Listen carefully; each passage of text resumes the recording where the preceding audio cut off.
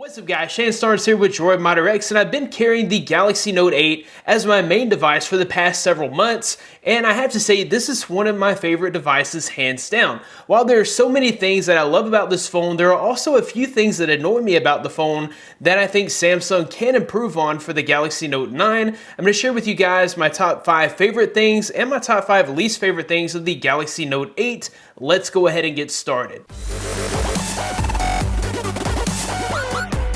There are so many things to love about the Galaxy Note 8. First of all, let's talk about the design. I love the fact that Samsung was able to get all of this goodness into a slim, sleek, and thin package. I love the fact that it is not super wide, so it actually is a little more slender than other phones that I've carried with such a large screen. The 18.5 by 9 aspect ratio really helps slim down the phone so that it's a little more comfortable to hold in the hand. I really love what Samsung's done in their design language on the past several handsets with the dual edge display. I really think it just sets the series apart and makes the Galaxy lineup stand out, and I really enjoy the dual edge screen. I love that Samsung is also committed to limiting the bezels on the phone. If we could get to a phone that is all display, I for one would really like that, but I do like the fact that they have decided to reduce the bezels in the Galaxy Note 8. Next up, we'll talk about the display. Samsung has really set themselves apart over the past few years as being one of the top display makers when it comes to cell phone, and the Galaxy Note 8's display is no different. What we have here is a 6.3-inch Infinity display. It's an OLED display that gets super bright. It's one of the brightest displays on the market. This is a QHD display, so you know that images on the display are super sharp and crisp. Colors are super vibrant and oversaturated, and I really love watching content on the Galaxy Note 8. In fact, I've found that my tablets have been collecting dust because I've done most of my Netflix and YouTube watching on the Galaxy Note 8 itself. The 6-month mark is normally about the time you start to see a huge decline in battery life, and that's just not been the case with the Galaxy Note 8. I am still routinely able to get 6+ hours of screen on time, and where the Galaxy Note 8 really outshines the competition is in the fact that it uses almost no battery as long as the display is turned off, so it's actually able to save that battery power for when you actually need to use the phone. The doze feature in Android has really come a long way, and Samsung has totally harnessed it in the Galaxy Note 8. The camera is still one of the best features of the Galaxy Note 8. It's only second to the Pixel 2 XL as far as I'm concerned. In great light conditions, you're able to get super crisp, super clear, vibrant photos, and even in low light situations, you're still able to get plenty of detail with limited grain and noise. Even in moderately lit situations,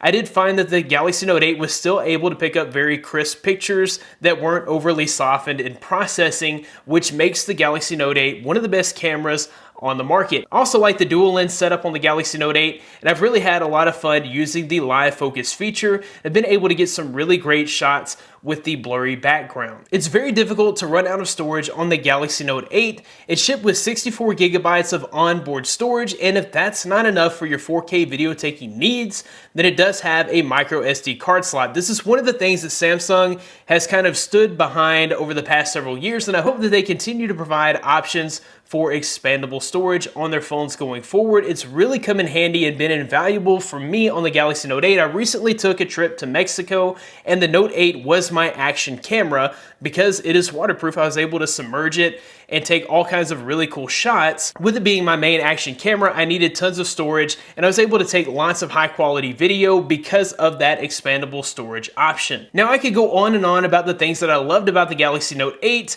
but now we're going to change the focus a little bit, and I'm going to give you guys the 5 things that most annoy me about the Note 8 that I think Samsung can do better with on the Galaxy Note 9. One of my pet peeves about Samsung devices is that Samsung is notorious for taking forever to update their devices. We first saw Android 8.0 Oreo way back in August of 2017. We're now in February of 2018, and we still don't have Android Oreo on the Galaxy Note 8. In fact, Samsung has tried to launch Android Oreo on the Galaxy S8 lineup. They actually did release a few beta versions of Oreo on the Galaxy S8, but they have officially postponed Oreo on the S8. I'm not really sure if that's because they want the Galaxy S9 to be the only device with Oreo officially.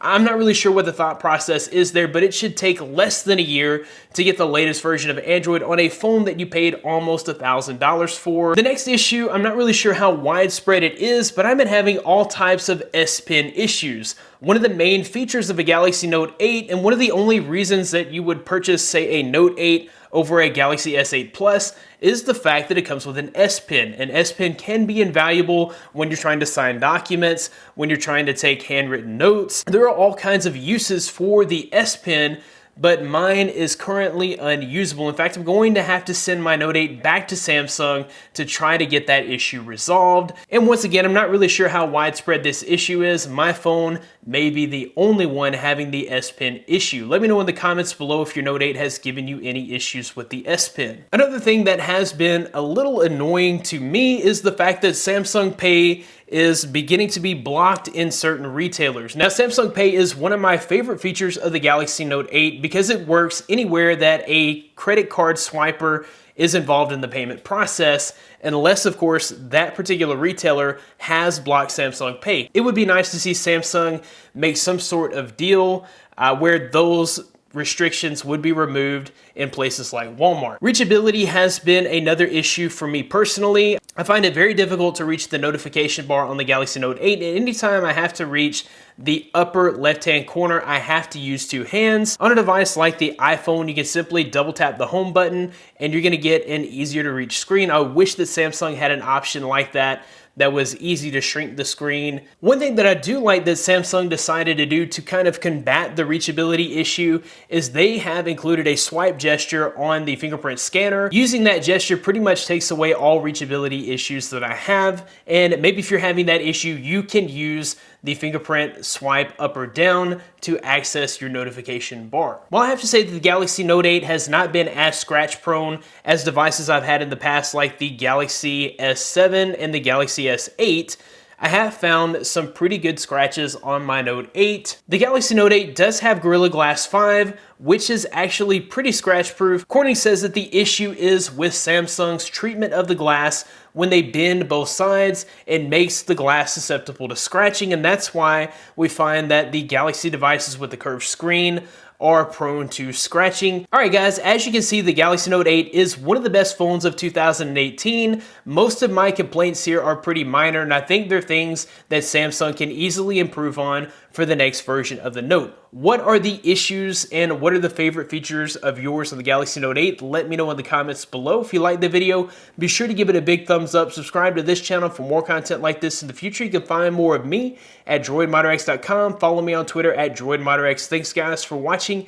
Be blessed. I'll see you in the next one.